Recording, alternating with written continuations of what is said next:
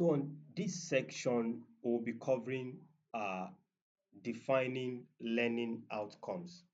What defining learning outcomes?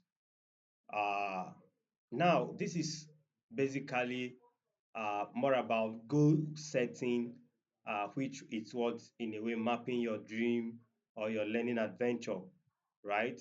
Now, uh, we are going to be considering different ways here. We're going to be considering different ways, right? In as much as we already know much about Go, but it's very important that we pay attention to this because this is narrow to course creation, right?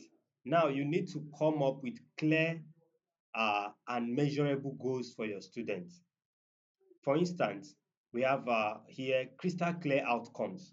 So what do you want your student to achieve by the end of your course? This is where you define it. What do you want them to achieve? Because you don't want to leave them confused. You don't want to leave them stranded, right? What are they going to achieve at the end of the course? So you need to define them very clear.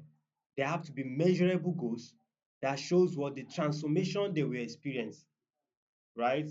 So you think, for instance, think bake a delicious cake instead of learn about baking.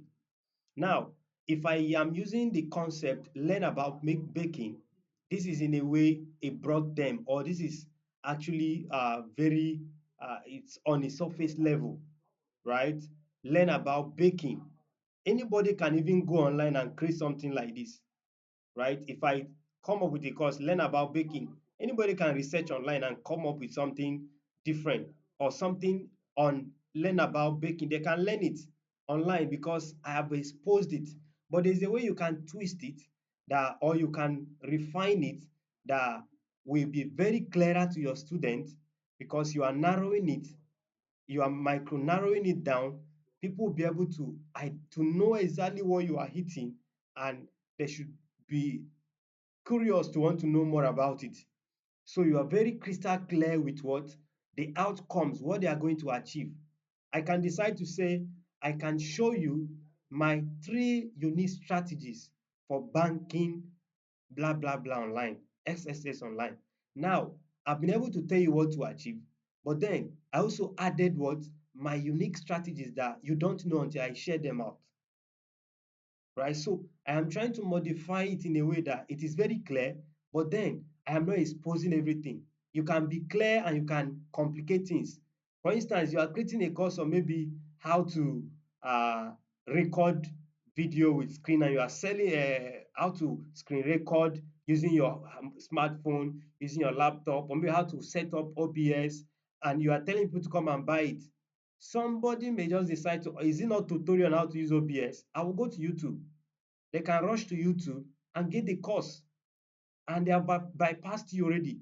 So at times you can refine your course in such a way that it communicates what you want them to achieve, but in a way you are leaving them curious. You are leaving them want to know more. You are leaving them want to get to know more about what you are doing. You are placing this hunger in them, right? Then you need to baby steps to success, right? You break down these big goals into bit-sized learning objectives. You need to break them down. For instance, the entire course now is being recorded, and we have them in different we have different number of videos for this very course. Imagine if the whole of the course was recorded in one section. It will get to a point, it will be overwhelming, right? So you need to what? You need to baby steps to success. You need to break down these big goals into bite-sized learning objectives. Each lesson should guide students towards mastering specific area or knowledge or skill. This is just like, just imagine mixing ingredient, stir butter, and frost like a pro, right? Now, if I go back to the concept or the outline earlier, bake a delicious cake. I will teach you how to bake a delicious cake without spending money or spending much. Or I can just twist it in a way. Then I can also come down and just come up with some other sub headlines, or maybe let me say outlines, and I will tell you mix ingredients, stir butter, and frost like a pro. Can you imagine?